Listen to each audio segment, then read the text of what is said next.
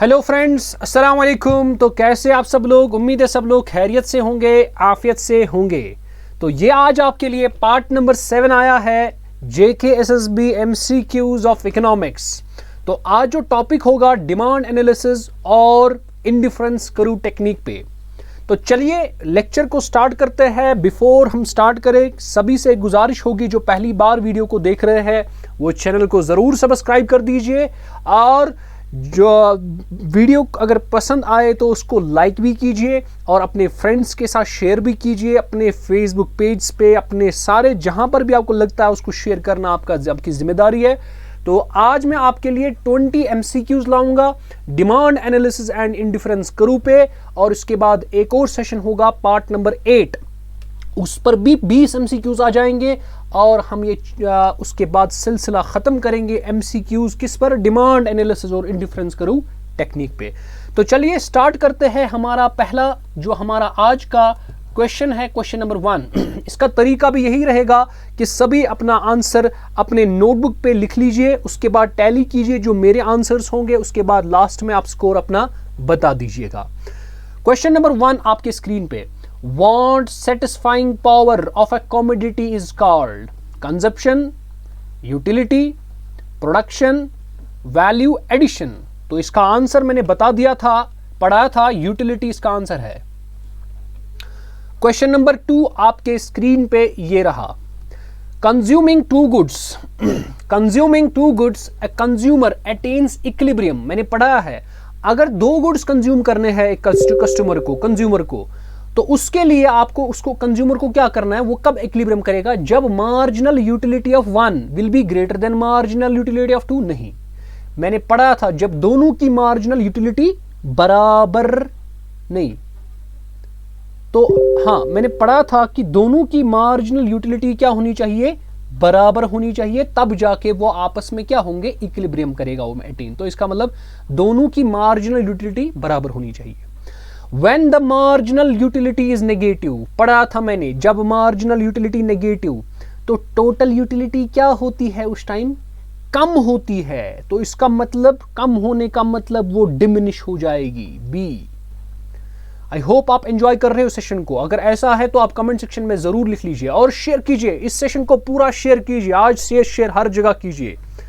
चलिए, law of question number 4, law of diminishing marginal utility states that when more and more units of a commodity are consumed, marginal utility begins to decrease। तो इसका मतलब 4 का option number C आ जाएगा।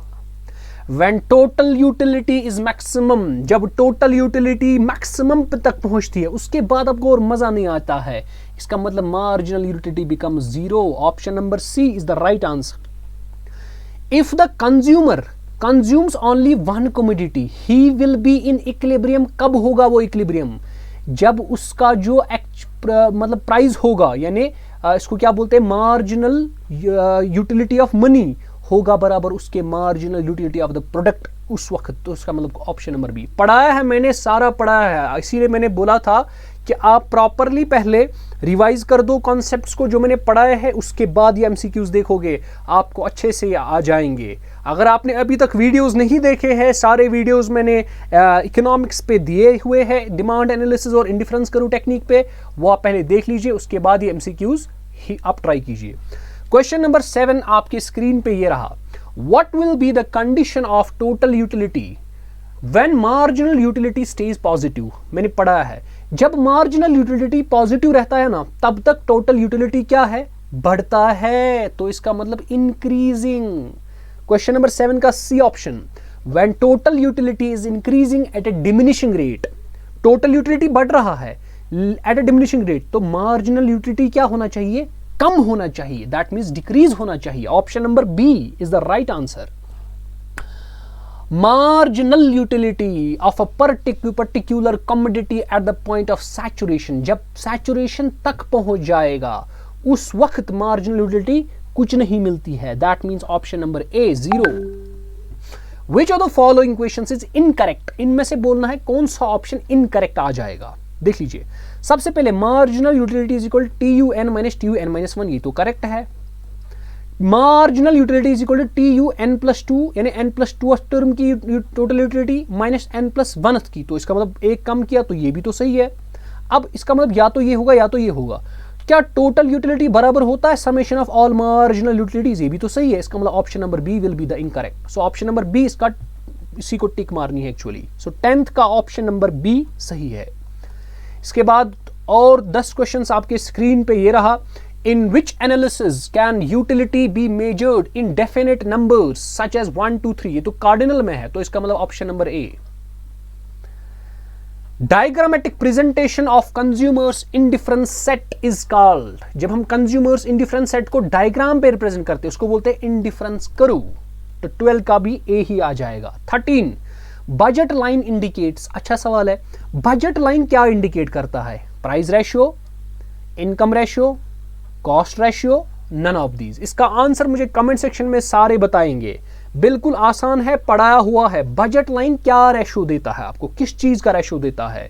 तो budget line अगर आपने पढ़ा होगा आपको पता होगा, फिर इसका आंसर क्या आ जाएगा। Attainable combinations of x and y are drawn on the assumption that px and py are। जो attainable combinations है x और y के, वो इस क्या assumption लेकर उसको डाला जाता है, माना जाता है कि px जो x का प्राइस और y का प्राइस है, क्या दोनों का प्राइस कांस्टेंट है, वेरिएबल है, चेंज होते हैं सेम रेशियो में या इक्वल होते हैं? तो इसका आंसर है दोनों का प्राइस कांस्टेंट ही है। तो इसका मतलब ऑप्शन नंबर ए आपका सही आ जाएगा। क्वेश्चन नंबर 15 आपके स्क्रीन पर ये रहा। According to IC, IC means indifference curve analysis, a consumer attains equilibrium when. कब वो इक्विलिब्रियम को अटेन करता है? पढ़ा है मैंने, जब उसका मार्जिनल रेट ऑफ सब्स्टिट्यूशन होगा बराबर px by py।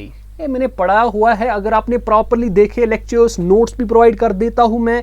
जो मेरी अपनी बुक है, वो जो मैं बनाता हूं, वो भी आपको मैंने प्रोवाइड कर दी है। उसको अच्छे से पढ़ लीजिए, वहां से आपको आंसर मिल जाएगा। और लेक्चर्स को भी फॉलो कीजिए।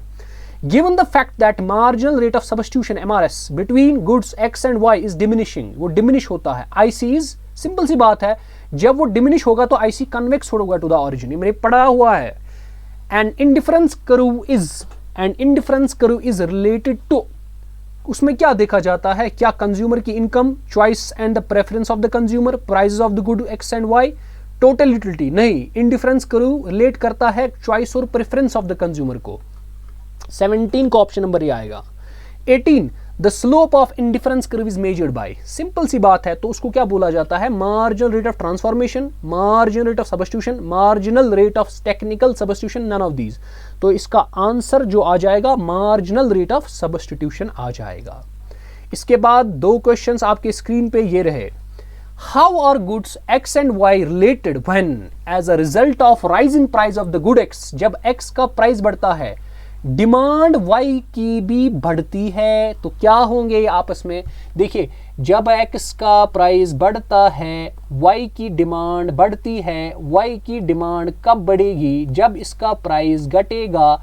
इसका मतलब जब x का प्राइस बढ़ गया, जब x का प्राइस बढ़ गया, y की डिमांड भी बढ़ गई। इसका मतलब क्या हो गया? ये कॉम्प्लीमेंट्री होंगे आपस में। सॉरी, ये आपस में होंगे, सब्स्टिट्यूट होंगे। क्योंकि जब x का प्राइस बढ़ गया, y की डिमांड बढ़ जाती है। इसका मतलब x को वो छोड़ देता है, y को पकड़ लेता है। दैट मीन्स या सब्स्टिट्यूट बनते हैं। सो सब्स्टिट्यूट गुड्स इसका आंसर आ जाएगा। उसके बाद आज का लास्ट क्वेश्चन आपके स्क्रीन पे। In case of normal goods demand करू शोज। डिमांड करू तो हमेशा नॉर्मल गुड्स के लिए नेगेटिव स्लोप रखता है। तो ये आज के 20 क्वेश्चंस है। आई होप आपने इन क्वेश्चंस को एंजॉय किया होगा। इंशाल्लाह हम मिलते हैं अगले वीडियो में। तब तक के लिए खुदा हाफिज।